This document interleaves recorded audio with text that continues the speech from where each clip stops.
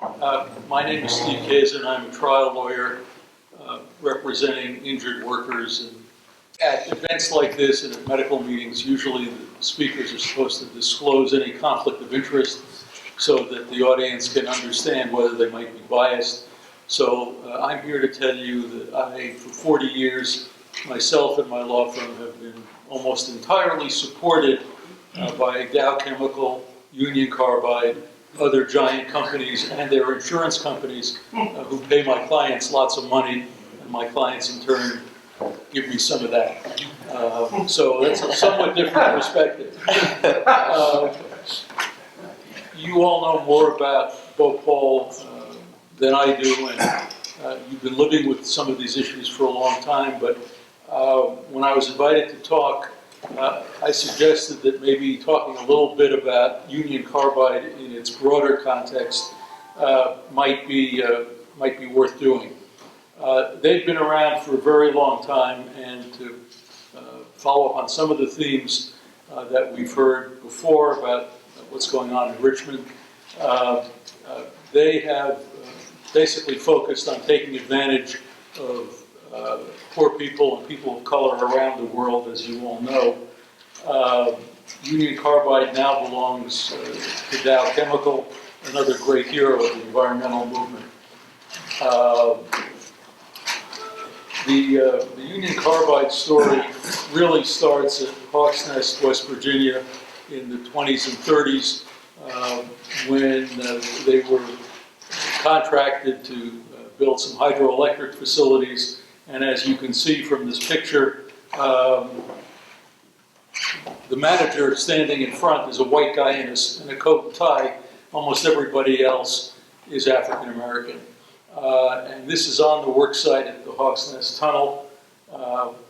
This was perhaps one of America's first big environmental disasters where hundreds and hundreds of workers developed acute silicosis and died. It's not a surprise that most of them were African American. This was the Depression, and they basically hired poor black kids in the South to work as miners and digging these tunnels, and they were majorly exposed to silica. It was so bad that the U.S. Senate held hearings. This was back in the days when the U.S. Senate actually did stuff, and in fact was generally pretty well respected around the country. And this is just an excerpt of the testimony of one of the surviving workers talking about work conditions. Union Carbide was one of the few sources of employment in that area at the time.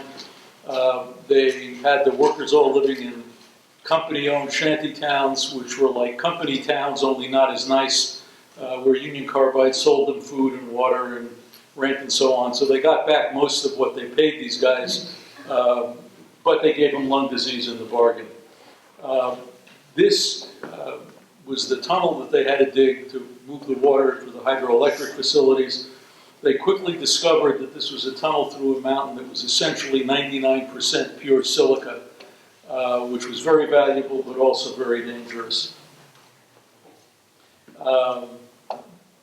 Afterwards, the state finally put up a monument recognizing the disaster. Most of these guys were buried out in the woods. Decades later, they dug up most of the graves and reburied them, at least with some dignity. Union Carbide moved on from there, and where I started working with them, working with their results, was right here in California, not very far away, 60 or 70 miles south in King City, California. Union Carbide spent 5 years discovering and beginning to develop the largest asbestos mine in California. This was a very efficient mine because unlike most mines where you have to dig into the earth, Union Carbide found asbestos that was essentially lying on the surface. What looks like snowfields there, and you can't really tell the scale, but that's just by stripping off the surface soil. This is raw asbestos at the surface that you just dig up with shovels or bulldozers and move it into trucks. So everything under there is insulated. Yeah, well protected. And you can see they're sort of terraces. Those are not like garden terraces. They're pretty steep. They moved this stuff to a mill in that area, driving it over dirt country roads, ranch land, and so on.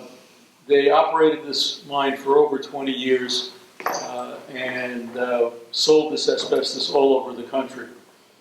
The asbestos they sold, that they mined there was, this is kind of a lot of inside baseball, and you're not going to care about much of this, but was a particular kind of asbestos, as you saw in the picture. It's white. It was contaminated with some other kinds of asbestos, which were even more dangerous.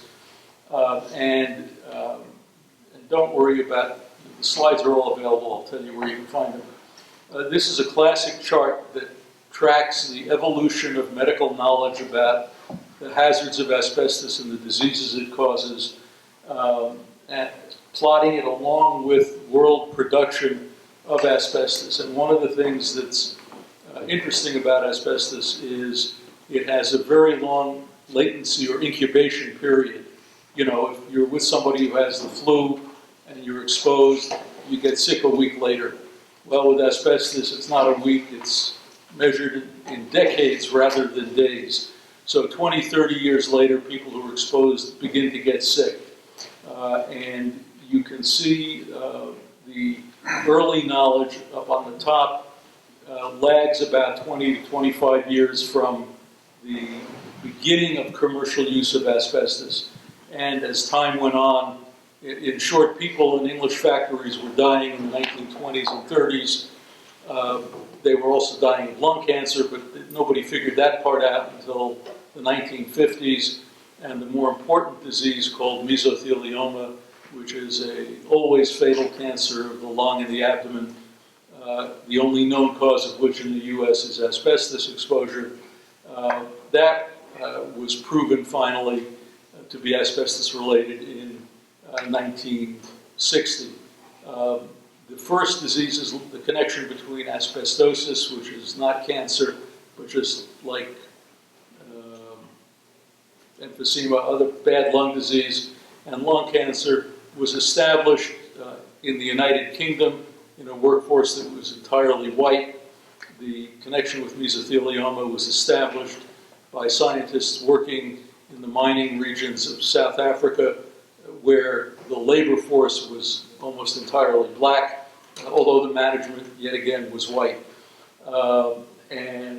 This is relevant because, as our host and doctor will probably tell you, things that happen to white lungs or black lungs can happen to lungs of people of any color. And one would hope that the world will finally learn some lessons and not have to repeat this in every community. But as I'm going to get to shortly, that is not a lesson that is being learned in India, for example, which is really a terrible irony.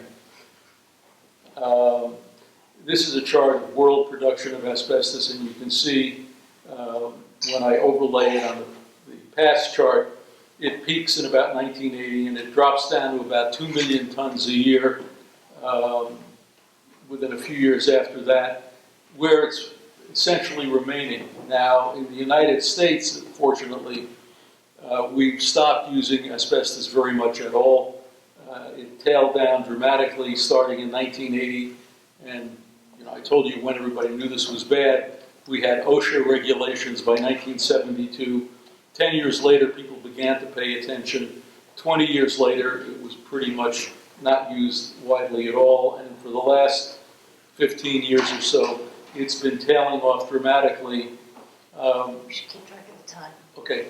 Yeah. Union Carbide is as honest today as they were at Bhopal and as they've been for the last 100 years. This is an internal memorandum, for example, where they're telling their own staff this causes all these diseases, it kills people. This is in March of 1969. 2 months later, they're writing to one of their customers saying that there's no connection been established, this stuff is perfectly safe. Well, you all know about Bhopal. I want to take a minute and talk about asbestos in India, in part because of my family involvement.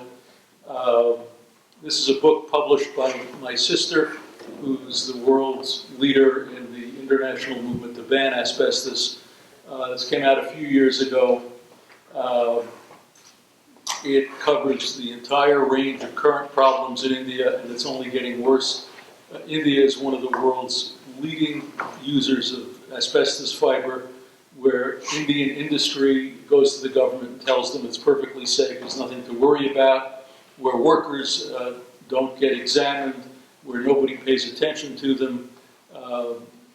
The asbestos factories tend to be in areas of perhaps lower social standing in communities that are not really very well respected or regarded by the government, none of which is a big surprise. This is a link of where this book is available on a website we have entirely. Union Carbide is still using asbestos in the United States today. It uses about half of all asbestos in chlor-alkali factories, largely in Louisiana. There are safer substitutes that cost a little more money, but you know what drives Union Carbide.